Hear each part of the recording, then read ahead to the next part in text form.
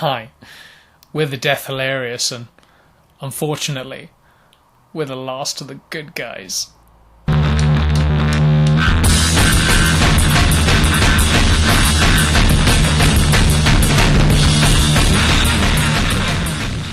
Live from the Teddy Bear's Picnic. Live from the bottom of the garden, it's the Poddington Peas! Take it away! Down at the bottom of the garden, among the birds and the bees, there live a lot of little people. Not dwarves. They call them Poddington Peas, or midgets. The Poddington Peas! Stolen, of course, from... Stolen by? What do you mean? Wasn't it stolen? It was probably stolen by people, but it was also that was pinched from Midnight Special by Leadbelly. Wasn't it? Didn't Oasis do something with it? Didn't they pinch it or something? Oh, maybe not. Maybe just made that up. The governor and the dress she wore. Oh, really? In Georgia. Yeah, it's a Leadbelly song from like the 1920s. I mean, it's very simple. I don't know. I know nothing about music technically. People often reassure me that. Or assure me, I should say, that, because I get upset about it. So they reassure me. They often reassure me I'm a good person. No, it's easy. No, Oasis nicked, in terms of children's theme tunes, Noel Gallagher stole... Pepsi theme? Well, that was from the first album. I'd like to teach the world to sing in perfect harmony. But that was for Shaker Maker. But no, on She's Electric, there was a programme called Me and You in the early 80s, which was a children's TV show, and it'd go... You and me and you, lots and lots for us to do. There's lots and lots for us to see. Oh, yeah. You and me and you. Lots and lots for us to see. Which is also very similar to a song by the Kinks called Wonder Kid or Wonderland. And it's, I'll be you, guys at home can identify. Which one is it? Wonderkind or Wonderland? Hey guys. Right in. And also, I'm 100% sure, although I've never heard this actually talked about anywhere, is that Don't Look Back into the Sun by the Libertines? Yes. Don't look back into the sun. Yes. On the run and all that. I love my sister. Yeah. No, I'm 100% sure that's nicked from a 1990s kids TV program called Dapple Down Farm. Oh, I vaguely remember that. Because I remember hearing Don't Look Back into the Sun on the radio and going, that's Dapple Down Farm. Just because it stuck with me because it was a good tune. Right. And the tune of Dapple Down Farm was over the hill and along the track, through the road, behind the haystack, keep on going, that's where you'll find Dapple Down. No, they'd nicked that 100% for Don't Look Back into the Sun. I would stake my fucking life on it. That's right, guys. We are finally lifting the lid on plagiarism. On some of the naughties plagiarists amongst the whatever that era was called. Whatever, Britpop. That wasn't Britpop in the noughties. What was that called? Indie. The Indie landfill. Indie. Yeah, it was Indie landfill. So, Pigeon Detectives. Yeah. Scarborough Wasters. The Piss Engines. The Piss Engines. Now, they had the first album was good. I didn't like this. Yeah, I don't know. I didn't like that whole jazz thing they did. I like jazz normally, but I didn't like that. Yeah, the Cockwombles. The Fuck Trumpets. The Lesbian Witches. There was actually a lot of bad music in the noughties. Well, obviously it was coming off the back of Britpop, where any guitar band really... I mean, you could have like stuff like The Automatic, for example. You had one good song, and you could sort of dine out, like Top Loader. A friend of ours went to a festival recently, and it was headlined by Top Loader, and I was like, I can guess what song they're playing last. Yeah, I know that for a fact. Yeah, it's like I remember seeing it was like, again one of the small festivals, and it was I can't remember his bloody name now, but the guy who I am the one and only. Fuck. I love the fact that me singing the song as if he's put his own name in the song. Yeah. I am Jason Donovan. In my head I'm going like Rick Astley. No, it's not Rick Astley. No, I know it's not Rick Astley. And it's not Jason Donovan. It's not Jason Donovan. Chesney Hawkes. Chesney Hawkes, that's right. Yeah. Yeah, I mean, I think about that a lot. It's like, if you have one song, you can make a career out of it if it's successful enough. Well, you make your money. It depends on how good a performance you can put in to draw people to see it live. Right. Yeah. Yeah. I guess also, so. How many other songs you are? I remember seeing. I saw an interview with Don McLean. He wrote American Pie. Yeah. I don't know if he really had any other songs. that many. I mean, he probably did. I mean, it's an iconic song. It is an iconic song. It's not even like that. Yeah, I mean, like a true, like a song that's almost considered like an American standard. A hymn. An ode to lost youth. A beautiful song written by a man who was a serial domestic abuser. Really? Yeah. Oh, that's a shame. But they all are at this point. You know what I mean? All good artists are scum. Yeah, I know. Yeah. Well, I mean, we're getting to the stage now where I'm just like bleeping all the offensive stuff out. Yeah. And nobody can do us for it. So I can say, for example, can't drive. It not even makes sense, really. No, it's not true, and yeah. it's not even they a can, stereotype. Whether That's you want to be in the traffic stereotype with them is another thing. It's another thing, if you want to. I think we should. If you're stuck in traffic, make sure your windows are. I think we should. I think okay? because we have such a small listenership on this, like it's ridiculously small. I think we should just start listing off acts in the southwest and Wales that we really don't like and just bleep them. Yeah, we could do. Cool. Yeah. Who don't you like? Who's really? There's crap? the obvious contenders that we've talked about ad nauseum. Is a capable club comic for like a Saturday middle spot at the Glee. Well, he does workman-like sets. Workman-like sets. This person does. So you can just keep bleeping his name out. Yeah. Awful act who forced another comedian or pressured another comedian to pay his rent for him during lockdown. Yep. And still hasn't paid him. Now, I'm not naming names, except to say that it was I don't want to be hurt by any of these rumours that we're spreading. They're not rumours, they really happened. Incidentally, if you call yourself a pro comic but you can't drive and you don't own a house, don't pay a mortgage, don't pay any like meaningful bills, you're not really pro, are you? Just kind of making ends meet just about. You're just a scrounger, pretty much. Just a bum. You're a parasite on the face of society. Get a job and gig like everyone else. Yeah, exactly. Don't scrimp and save and literally steal from your friends. Yeah, don't steal from your friends. Just so call you yourself can a brag. pro. Yeah, it's just you can brag online on your fucking shitty Twitter following. Everyone else. But next week we'll slag off something different.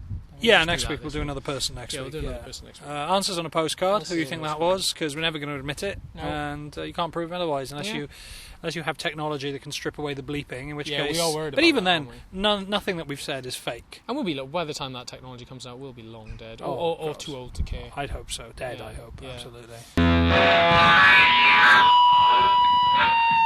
So, news in the Death Hilarious world is I've been made redundant.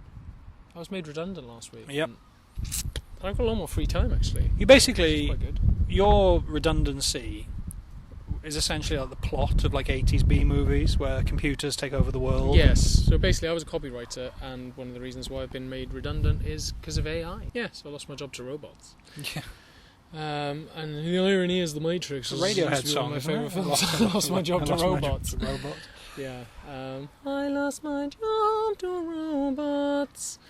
That sounds like a Charlotte Church song. No, yeah. Sorry, that was. But do you remember in school people would say like, who would you rather have sex with, Charlotte Church or Catherine Jenkins? That was always the. Oh, I was not privy to these meetings. Well, no, because it was if you're into curvy women, you want to have sex with Charlotte Church. Right. But if you like sort of like slim women, it was Catherine Jenkins. Oh, okay. No, again, I wasn't aware of this. I think Charlotte Church popular is schoolyard quite debate. cute. For me, it was who would you rather have sex with? Would you rather have sex? Well, for you, it was like who had sex with you last night? Was it your uncle?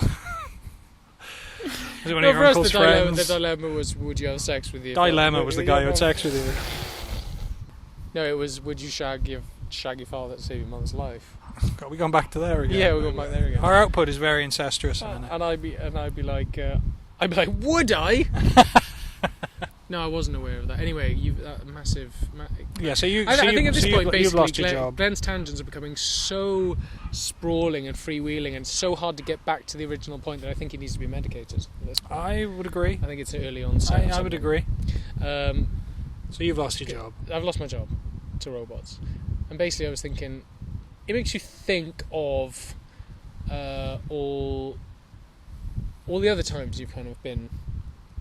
Made redundant. Or left a job. Left a job. I remember when my first job was in Matalan, which the Jamaican cleaner once told me was a mixture of the two names of the nephews of the guy who started Matalan. Oh, really? Matt and Alan, yeah. And I thought, well, that's obviously bullshit. Like, that just seems like one of those lame things someone on the shop floor tells you to be like, that's right.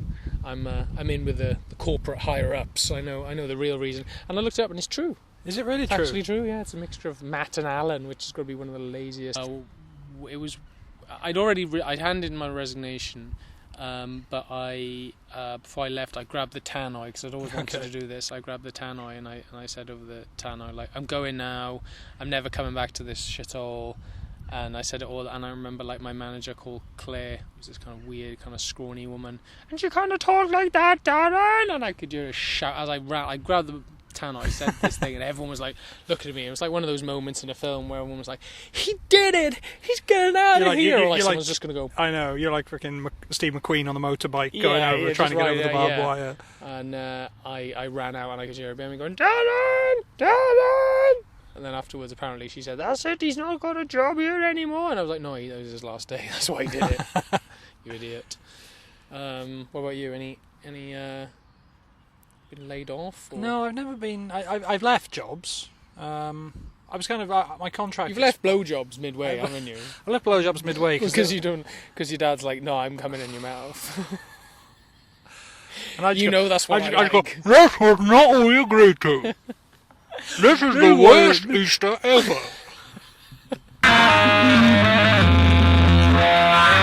No, what was that thing you said about that woman who said if she won the lottery? Oh yeah, this is fucking hilarious. I work with a woman called Claire. It was really nice, although she's a bit mad, and we were all talking. It was that classic kind of conversation you have in a workplace where nobody earns that much money, and we don't. None of us do. We're all just making slightly more than average. And someone goes, "Oh, is there Euro Millions tonight? Oh my God, it wouldn't see me for dust tomorrow. I can tell you that if I win." That sort of thing. And other people are going, "Oh, I'd come in the morning. I'd keep my job, I think, or couldn't sit around the house doing nothing. I wouldn't keep my job. I'd definitely go in though. I'd go in and go, "Pub now, everyone." Yeah, I do. And everyone's like, "No, we still need to work here. We can't just leave." And I go, "Oh yeah, what a waste of time," and I'd leave. No, and she goes, everyone's talking about, I do this, and I was doing like. So I don't like to think about winning the lottery. I like to think of us maybe getting a script done and getting money that way. Like it's just pointless. Winning it. It's a fun conversation. I also don't gamble. So no. It's the first problem now is I'm never going to win it because I don't do it. Gotta be in it to win it. As my parents say, they've spunked about 20 grand on lottery tickets over the last 30 years. That's it, isn't it? People who spend like ridiculous amounts of money and then they win 50 quid and they go, "Landed, won £50. And you're like, "How much have you spent in the last 3 months?" It's like 270 quid. Oh, that's pathetic. Okay. We were talking about it and people were going, paid for Granny's funeral. £50 when even covered a buffet. She'll have a pauper's funeral and we'll have a meal deal. Anyway, come on, another tangent again. What are we talking about? Oh yeah. So Claire, this woman, we were all talking about what we do with the money if we won the lottery, and people like going, I'd pay off some mortgages, I'd go on holiday, I think I'd sell up, I'd go and live in Mallorca. I said, I think if I won 100 million, I would probably I'd book a hotel for a week somewhere, and I'd just go and think about it. Like, do you know what I mean? It would take you. Yeah, you'd have to. Like, I'd go and think about. You'd have to what adjust. I was gonna do. It would take maybe a year. Also, stay anonymous as well. There's no way I'd tell anybody. Yeah. I wouldn't immediately go, "I'm going to." I'd be like, I'd do it slowly, so people are like, "What happened to Glenn?" Like he sort of disappeared and all that.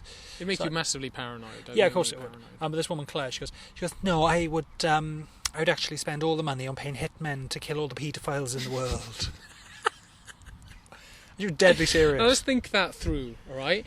You're having to pay hitmen, right? So basically, that's you're having to pay wages, sick leave, a holiday. Basically, hitmen take sick leave? I would assume so. I was about to kill a pedophile in Nebraska, but I think COVID.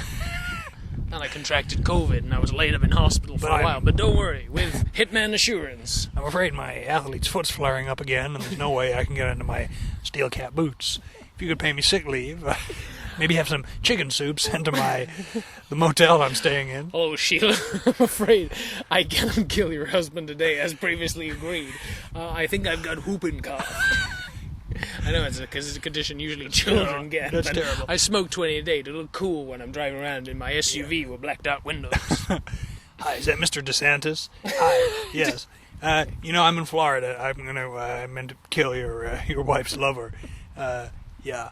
That's right. No, I don't think I'll be able to do it. Oh God, my wisdom teeth are playing merry hell with my jaw, and I'm worried that when I creep into his room to kill him, I might let out a yelp. Oh, it's really hurting. Startle the guy. So if we could postpone it a week, sir, that'd be great. And if you could pay me some money just so I could stay down here and recuperate, I might need a dental bill covered as well. That's Excuse me, Miss Poundstone. Yes, I'm a pretty bad case of sniper's thumb. I'm afraid I can't do the job for at least 3 to 5 weeks. Oh, Is it okay if you transfer my sick pay? I think it's statutory, all right? Yeah.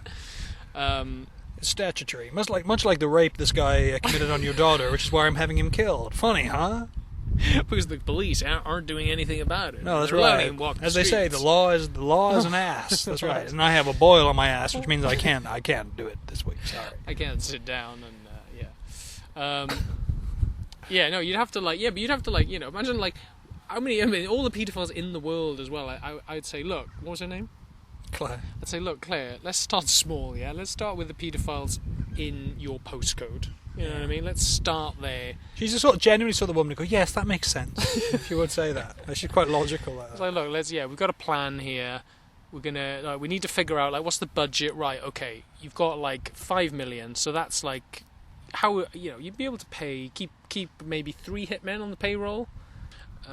Although, I realised recently how sort of grim... I would have no qualms about killing certain people, none at all. Okay. Genuinely, it'd almost be a pleasure if I could get away with it. Okay, first names and surnames for the There's camera. no, this is the thing. I don't know if you saw this the other day. I almost sent it to you, but it depressed me so much. I was like, I'm not actually going to talk to anybody about this. I talked to a few people in work who'd seen it. I haven't told my wife, and she doesn't watch our podcast anymore because she's got bored of it. So, fair enough. So I don't care. I can talk about it now. I'm bored of it, and I'm in it. Exactly. You know what I mean? Yeah. On BBC last week, there was this huge feature, and it was called. Look, mate. I know you don't like Strictly Come Dancing, right? But I don't think there's a reason for Tess Daly to die. I think Len Goodman deserved to die. No, he didn't. I don't know much about Len Goodman. No, it was this fucking grim. This article, and it was called "On the Trail of the Monkey Torturers." Right. Okay. Right. It's basically this the BBC found it.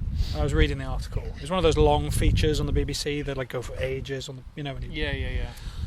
And it's basically this ring of people who, for fun, pay money to have these people in some godforsaken hellhole in Southeast Asia, but also in America too. And they just pay hundreds of pounds to direct the torture and killing of these baby macaques. If there was an Auschwitz for the people who want these videos, yeah, I would run it, and I would kill them, and I would sleep soundly for it. Yeah. Well, I'm unemployed, so any jobs go in. If you wanna be the Joseph Mengele of my death camp for people who are into fucking animal cruelty on the internet. But if I did work in that camp, it would be like punishment fits the crime. So the people I'd read the kind what of they'd asked for, the and then do it to them. list, and I go, right, this is what you did to the monkey. Right, you blended a monkey. Okay, I'm gonna pop you in a blender. No, that's the thing. I'm not like that. I'm not that much of an animal. I'd be like Rudolf Hess. Do you know Rudolf Hess? He was the commandant of Auschwitz. Yes. Not Rudolf Hess. Not to be confused with Rudolf Hess. I was about to laugh at you then. I was like, call yourself a fucking historian. No. Rudolf Hess was already imprisoned in Britain by this point. Okay. Rudolf Hess was the commandant of Auschwitz, and at the Nuremberg trials, or the camp trials, he said, when they were talking, he said something along the lines of, "I just like to point out that I ran a tight ship. We weren't cruel to these people. If anyone was sadistic and I saw it, we were only there to kill them. I wasn't a stern written warning. No, it was. That's what he said, really? And that's when they realised that these people had been their minds had been fucked beyond all belief. It was just a job to them. Yeah, he was like, no, it didn't. This wasn't Not a shoddy operation. No, we weren't he said we weren't torturing these people. Yeah. They came, we processed them, and they were sent to the gas chamber. And I was doing a good job. And that's what I do. I just want these people dead. I'm not interested in torturing them. I'm advocating the murder of these people if we can get away with it. And if any police want to come and knock my door, I could torture them, definitely. Easy. I'd just kill them. If I saw the video and then they were there, this is the person, I'd watch the video just to get myself in that mindset and go, all right, okay, where are the implements? Just give me the stuff you'd find in an average homeware section. In, Oh, you mean? Oh, I tell you what would be like brilliant. Tesco's or something. And You'd I love don't to want chase sharp them around being implements. I want- Chase them I around want being blunt, shoddy instruments that are going to cause a lot of pain, and are going to botch the whole thing. That's what I want. I don't want surgical equipment. In which case, I'd order them all off Amazon. Am I right, guys? Ding, ding, ding, ding. No, I want like Fisher Price spoons. Fisher Price spoons. You know what I mean, stuff that can barely cut through I don't know. paper. I think I'd probably be flesh. alright about like just handcuffing them to a tree, covering them in petrol, and setting them on fire, and then do it again until their bodies are just No, ash. because you see, I'm really into and I think about this way more than a healthy person probably should. We're starting to peel the layers of the onion now, guys. But yeah, peeling. That's a good idea. That's a Oh, good way no, to go, peeling. shit. Do you know what I heard about the other day? Do you know what I read about? The brazen bull. Oh, in Iran, where this? they used to put people in it. Yeah, but it goes way back than that. It's ancient Greek. Oh, I thought it was Like ancient Greek Iranian. thing. No, ancient Greek. It's like, yeah, so you put like, you get a big Was that the bull would make a noise Yeah, you based get a on the big screaming inside? brass bull, and you put people in the bull, and you put flames underneath. There's these people boiled inside. It like comes out of the bull's mouth as if it's screaming. Yeah. Oh, Yeah. yeah, that's great. Although the last time I've never heard a bull go fuck please my first teacher Mr. Hooge tell him Eyes and tongue explode. When he falls and like has to start hitting the heat, and he goes, he's going, no, mama, no, mama, no, mama. No, help me, Danny. No, so everywhere is so hot, like you can't do anything. She's just like blah blue climbing frame, blah blah blazer, blee blee blee. Mummy, to me, the very hungry caterpillar. Just picking at just randomly tearing at memories as you die. That's right, yeah. Badger. Freaking face burning. So yeah, jobs. Really bad jobs. Huh? That'd be quite a good job, actually. What, working in the death camp? I could talk, like, again, if they were like the most depraved people in the world, I could match that energy. Okay, I'm just gonna end this segment by saying, if anyone wants to open an Auschwitz-style death camp for people who either make, distribute, or pay for animal torture videos, Darren and I would like to work there. Yeah. And if we manager, team leader. Exactly. And if anyone can't do that, then I hope all these people die very young and very painful deaths.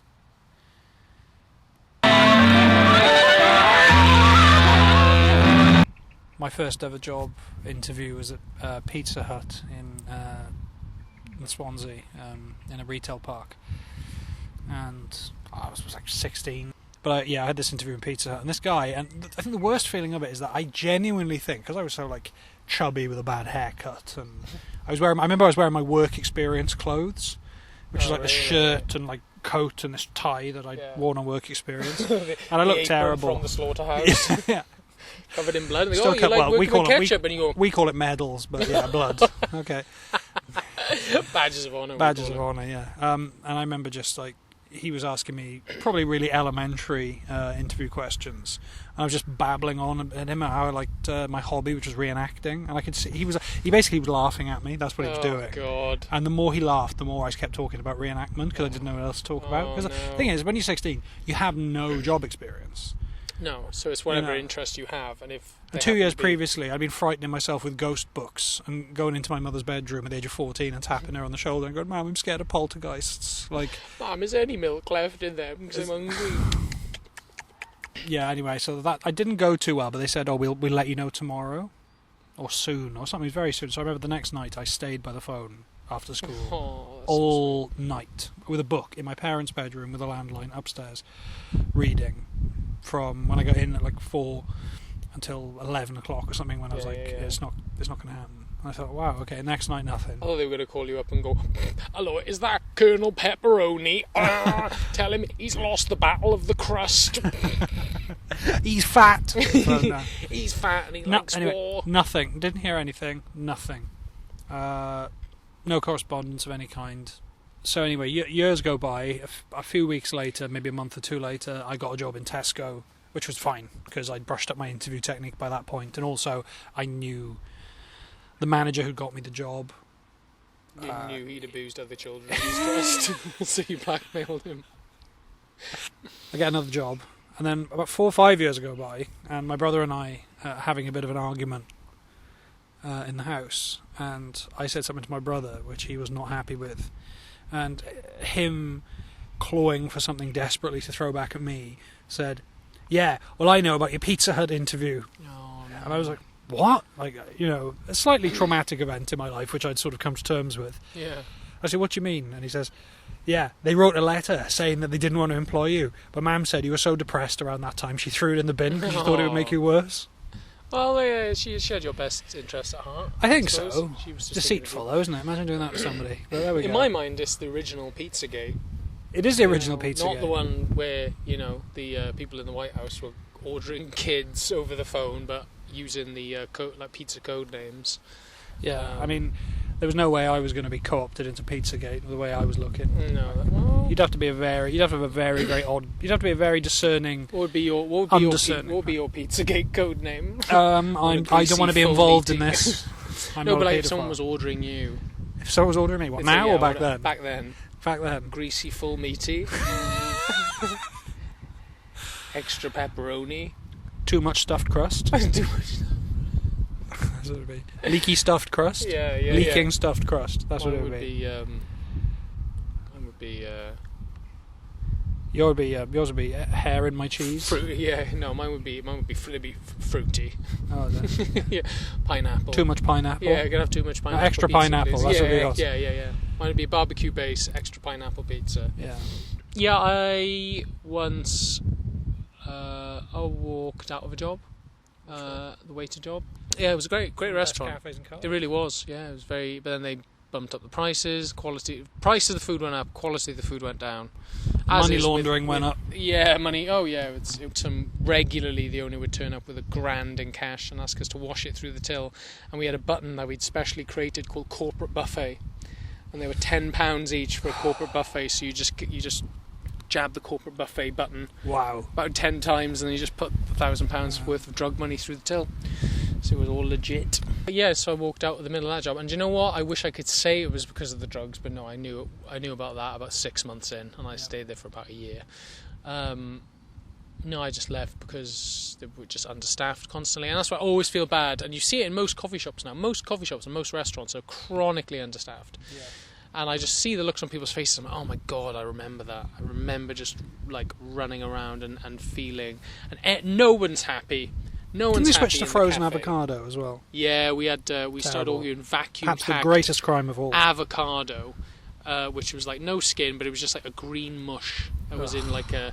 If you can imagine like a washing up tablet. Oh, really? Like full that? Of avocado, full Jesus of rancid, Christ. watery avocado, and you'd squeeze it out like toothpaste onto the plate, and it was fucking disgusting, and it was watery, and it would end up like kind of making the rest of the breakfast soggy. Oh my god! And I remember serving it to people, and the thing is, when tears downstairs rolling in the kitchen, yeah, and it was just like downstairs nobody had to deal with it, whereas I was always front of house, so you have to like I always have the, and people would constantly complain until eventually I had to go into the kitchen and said, look, we can't keep serving this. It was very much like the Matalan thing. I went downstairs, I remember putting my long Hugo Boss coat out, going into the kitchen and going, I can't do this anymore, guys. We're better than this. We deserve more than this. I'm going.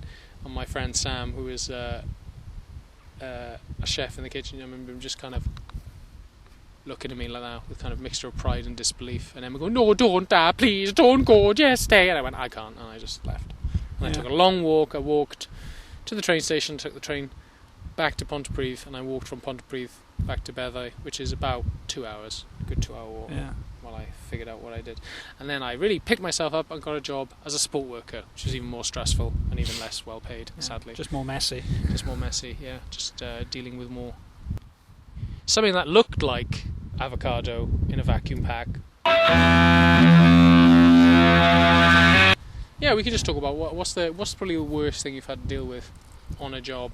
On a job? Oh, that's interesting. I would say comfortably a thing called the compactor in Tesco. No, the compactor was my because I used to work when I first started in Tesco. First few years before uni, it was Monday, Wednesday, Thursday, 5 till 10, and I was on the fruit and veg department. Which when you were just like tidying up and stocking the fruit and veg was actually okay. Yeah. But then you'd usually get dragooned into doing some other end of night job, and it was you'd have to take the waste. anything that had been like smashed or broken or had gone off would all be put into those green trays you see in Tesco where they put the onions and stuff and stack in trays. And you'd be asked to dispose of it, and that would usually be the job, particularly on a Thursday, because there weren't many people in the store that night. Yeah. They'd like, do us a favour, buddy, take all the waste down to the compactor, last 20 minutes, will you? And I go, yeah, no problem. And you would go down, you'd open the compactor with a special key. That in itself smelled like a crematoria before they'd burned anybody. It was just rancid. It was everything that was rotten used to go in there. And it was fucking huge. And if you were really unlucky, you would get the waste from the bakery, the chill department, and the fruit and veg department all in the thing. Oh, fruit and veg. And you'd have to. Grim. So you'd I remember you'd pick up around Halloween would be the best because you'd pick up a pumpkin and it would disintegrate in your hands and it would just smell of death. And then you throw that in, and you've got to throw True it in. meaning of Halloween. Or sometimes you'd pick up a crate of cream and they'd all gone off, and you'd go to throw them, and the cardboard thing underneath would disintegrate, and they'd all collapse on you and explode, and you'd be like, ah. And then all the crumbs from the broken stale French baguettes would go over you, and you'd leave looking like you had some horrendous skin disorder. It's they're like the booby traps from Home Alone that were cut out the first draft for being too disgusted. It was pretty much like that. You'd do it, and there'd be the eggs would all be fucking rancid because they'd been found at the back of a shelf and no one had moved them for a month. And you'd be throwing it in, and in the end you felt like almost you wanted to put, when they go into a morgue and they put that thing about under their nose to stop the smell. Yeah. And that's almost what you wanted, and it was fucking buzzing. It would be like stale flower water you'd throw down the drain, and then you have to throw these mouldy plants down, followed by just rotten pastries, custard slices that had mould on them, and you'd be throwing. It's one of those things. It's like one of those films you got in the late 80s, early 90s, where it was early computer days, where there was still some suspicion about the internet, and it's the idea of one day mild-mannered, suspicion about internet. mild-mannered. Trolley Boy, Glenn Wade. I was not once, Trolley Boy. after, oh yeah, you were aware. Yeah. I was a general assistant. Trolley Boy was a step down. Yeah, that's what you keep believing that, mate. That's yes, what thank you. Thank you very much. Thank you very much. And those classes you were in as well, they were for the really clever boys, Yeah, that's why we had a teacher, personally teaching us how to move the pen and everything. Very important. A very important job. Yeah, it's mild-mannered to Tillboy Glen Wade. One day threw in a concoction so bad it came to life. It's like Toxic Crusader or something, and someone just climbs out and then becomes your best friend. There's also a rumour that years before someone had thrown themselves in there and committed suicide. Oh, yeah. And I remember going home and looking for it on the internet. Like Shredder and Teenage Mutant Ninja Turtles. Oh yeah. Somebody gets put in that crusher. Oh god. Yeah, it wasn't true. That wasn't the case. Well, I would. Go on. I know you can beat me. I've got some pretty grim stories from the very much at the coal face of care work when I was a support worker. Oh Jesus, these are bad. And so the one time that springs to mind is so. Guys, I'm going to break it to you now that I'm no longer in need of a DBS check. I wasn't the model support worker sometimes, but no, I was doing respite care. So that was when, the families would sort of, have a break from the kids for the weekend and then, go off and do whatever. So we looked after them for the weekend, and so Sunday routine was normally in early, in at about 8, and then, cook breakfast, and you decide what you're going to do for the rest of the day. And I'd been out the night before on a big night out, and I got very, very drunk and got in the early hours of the morning. So I'd had about 4 hours sleep. Jumped in the shower, sprayed myself to cover the stench of booze, and I just went in. So I was really hungover one day, and I was like, right, let's just focus on the job at hand. I was making breakfast, and I was like, right, I need something to eat, something to absorb whatever booze is left in my abdomen. So I was rummaging through, and you need something quick in that job because you're busy. People are literally screaming for your attention. There's 4 or 5 residents in the house, 4 or 5 support workers to each resident. Screaming, it's really busy, so you're like, I need something quick. So I was like, right, peanut butter on toast, perfect. And it was the crunchy peanut butter as well. Nice. So I was spread that on quick, wolfed it down, done.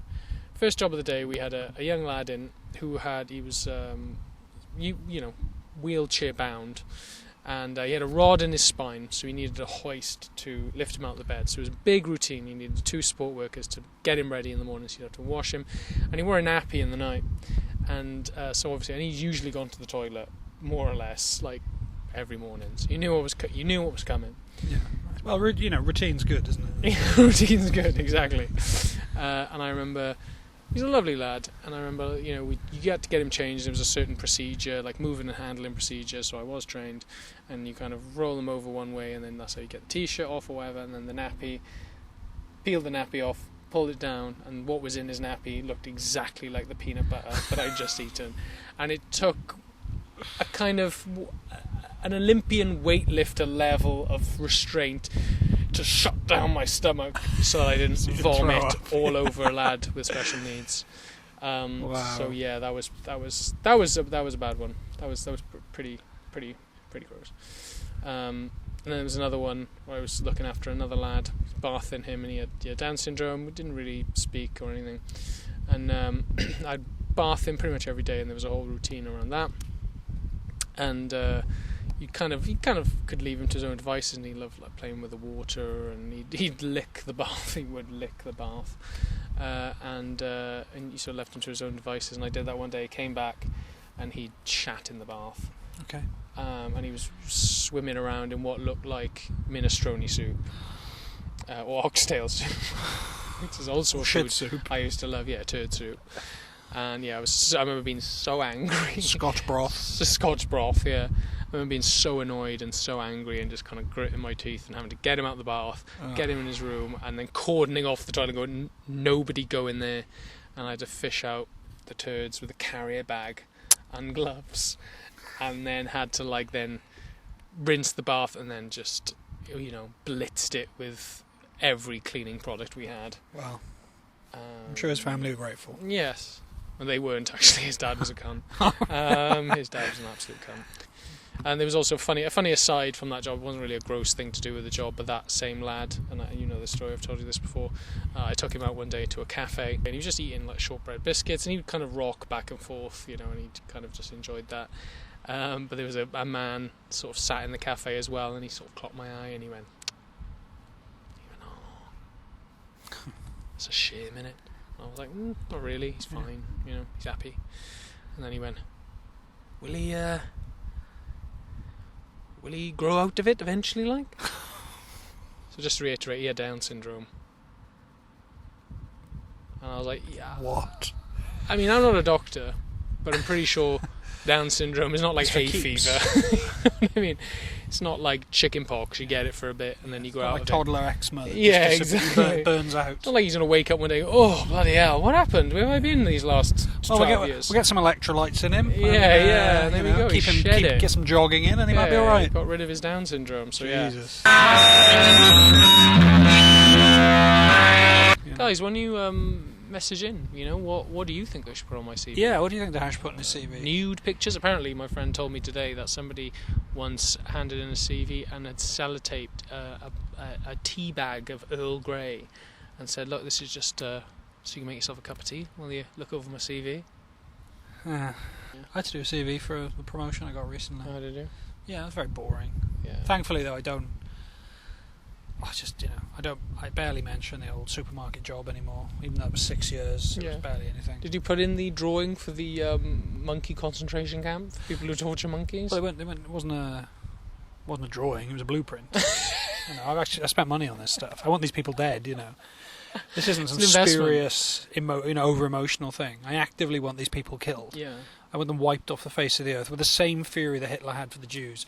But mine, I feel, is actually fair. More intense. Yeah, also, definitely. If anyone doesn't think that people who pay money to watch animals being tortured on the internet, if you think they don't deserve to die, I'd like you to write in, all 3 or 4 of you, and let me know, because I will then... obviously I will then ask your warden first if you got permission to have access to a pen. Yes, ask your carer, someone like Darren, to scribe it for you. Because we know you probably have problems with rage, and you dig into the table when you write. Or if you can bash it into your keyboard, your special keyboard. Oh, yeah. I like monkey death. I like monkey death. But it's like that thing, the video you sent me recently. Oh, the shark. Yeah. That's pretty awful. But again, it's sort of a similar point. My friend put this really well. She said, "The sea's none of my business." No, that's what my wife says. I say it isn't. My wife said you shouldn't have been in there. 100%. Shouldn't be in the sea. Like, I mean, I feel bad for the guy. It was a haunting fucking video. It was awful. And I'm sure he was a fairly blameless, innocuous fucking 23-year-old having a fucking snorkel. Do you know what I mean? If I could have saved him, I probably would have. I don't know why I wouldn't. I don't know why there's probably in there. I would have whipped the phone out and gone, I can sell this. Depends how good the book I'm reading would have been on the beach. Hang on, I got one chapter left. What there? What? No, wait. Hang on. Don't get... Oh, it's Martin Amis. It's Martin Amis. Yeah, I know. It's Bernard Cornwell. It's the new shark. I know it's trashy, but it's well researched. No, I don't. Oh, he's dead. It's too late. Fuck. You think you're in trouble? Well, imagine being rushed out by a... Yeah. Honestly, you think you're in trouble? You want to see where Sharp's at now in this? A French nearly got him. No, I know. I've seen the TV show. I know he survives. What? Hello? Oh, he's dead. I think the shark's killed him. Anyway, back... But yeah, no, it's pretty awful. But again, yeah, it's like, unless I know there's like... I mean, I've not been deep in the sea for a long time, but unless there's like, buoys and safe Jacques Cousteau here. Why is that? I haven't been in the sea for ages. You're deep in the sea. I haven't. I would have been bragging about it if I was Jacques Cousteau. Yeah. Actually, I fucking wish you'd have been eaten by that shark. No. I wish you'd been on that fucking Titan, so. Oh yeah. Stockton Rush. Having no business in Stockton Rush. Was that what they had in the end? Stockton Rush was what happens when the head explodes. Oh right. No, that was the name of the designer, wasn't it? Oh, is it Stockton Rush? Yeah. I bet he was Stockton rushing for the dole keyword. No, he died. Apparently the body. He died. He wasn't rushing for anything. Do you know? Apparently, someone sent me last night. Now I can't remember 100% if this is true or not. But my friend Richard sent me this, and he said that it takes apparently 180 or 130 milliseconds for the human brain to recognise that something's happening. Yeah? Okay. 180 seconds. Milliseconds, which is obviously a lot. Yes. In terms of it's it's not a lot of time. No. You can't even, because we're even talking about it, we can't even compute it. No. Because by definition it's not. So that's 180 now, just to go, there's a bird there, there's a sky, there's a grass, whatever. There's no viewers, anything like that. And yeah, I realised that was it's taken me ages to work that out. Yeah, it was much longer than that. Yeah, it's months. No, but still I'm processing that.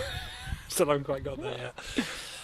But apparently, when these poor bastards were down like 3,200 metres or whatever it is, so it was an hour and 45 minutes it had taken them to get as deep as they were just by free falling. All right, they didn't even hit the bottom, didn't even see the Titanic, which I think is maybe the cruelest part of the whole thing. Yeah, senseless.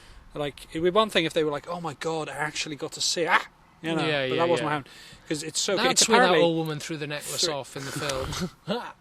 3 milliseconds is how long it took them to die. Bear in mind, it takes 180 to process something. So they had no idea, and apparently it's the equivalent of having an Empire State Building on each side of your body, and the bodies would have immediately turned to ash. Apparently, really, that's what happens. Why ash? Because of the heat. The heat generated by the implosion, you're just gone. It's like quicker than it takes to click your fingers. So you're saying, if I drop a breeze block on my elderly nan's head, it's the kindest thing to do as she's sleeping? I'd go heavier than breeze block. Right. Breeze blocks are not heavy enough. Fridge would be good. Full fridge. Bowling ball. Bowling ball. Yeah. Yeah. Your mother's axe. That's quite big. Yeah. You posted something on your Facebook about it. I did, yes. The sort of irony of the whole thing being very similar to the actual Titanic disaster. Yeah, and I was gonna. I'm surprised I didn't get any comments. I don't think I didn't think about it. No, I thought you. No, honestly, I was. So I was on the bus from London. I think I was just too tired. If I'd have been at a. If I'd have been at like my laptop, I definitely would have. Because my thing is, if Glenn writes anything sincere, anybody actually, not just me, if anyone writes anything sincere, but also I know Glenn's going to take it in good spirit, and then he'll come back at me with something equally spiteful, funny and mental, and that's what I like to do.